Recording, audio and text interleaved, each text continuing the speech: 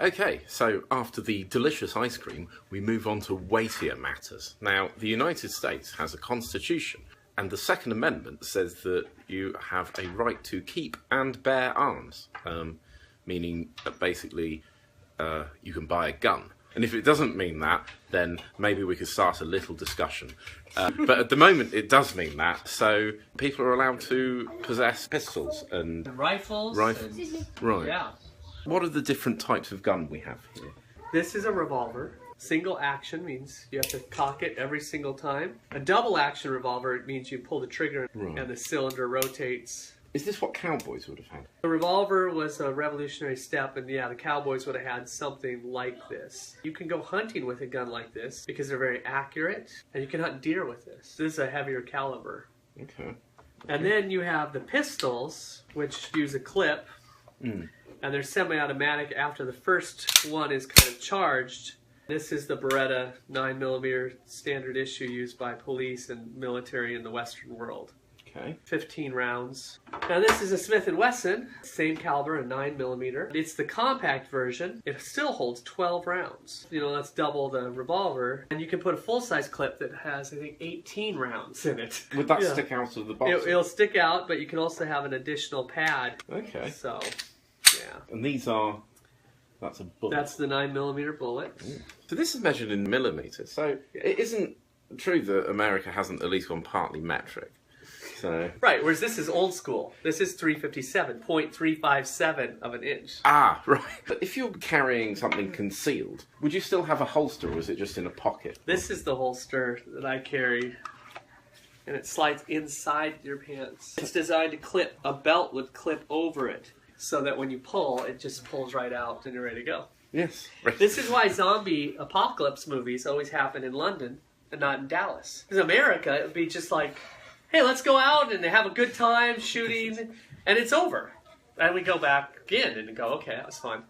This is one of the stronger Second Amendment arguments, isn't it?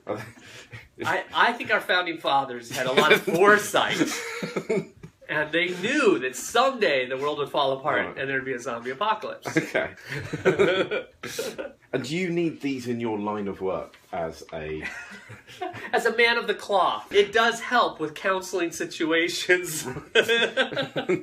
Or when the people pass the offering plate. You just kind of like pull that out and just like, come on, one more time. Okay. I told my brother, he's a police officer, he goes to a domestic call, and those are always dangerous. And I say, oh, pastors go to domestic call. The only thing we have is a Bible, though. So now I actually have a Bible and... Right. Can I hold one of these? Yes. Right. Like you pick up a weapon, you check to see if it's empty. Right. The danger with pistols as opposed to a rifle. If I have a rifle, it's this long, and if I spin, I can't really point at you because you're right next to me. But a pistol, I go like this, and I pointed at everything from there all the way over there. With pistols, down is always a good position. It's so easy, if you're not used to it, to point at someone without even thinking about it. If you watch movies, you'll see the Hollywood actors that don't know how to use guns. Because they'll be sitting there talking, and they're pointing their machine gun right at their buddy. You put your hand tight against it, and your finger never goes on the trigger. And then your other hand fits in here to give it a brace, and your thumbs kind of aim the same way. Okay, so you pick it up like that. And you just point it at her. Oh, did I? Yeah. Oh, sorry. Make sure you know where it's pointing, and then you got your safe area. Can I try that again? Yeah. You have it pointing down, like that. Yeah. Should we take a picture of me? Yeah. Okay. So I go... And your left. Okay. And then you're ready to go. Bingo. Yes, it's a dud.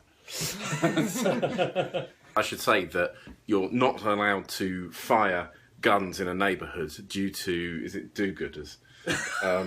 But a person who fires a gun is responsible from the time that bullet leaves to wherever it ends up. And it can fly through walls, it can fly through, So people that shoot up in the air, they could just hit anything.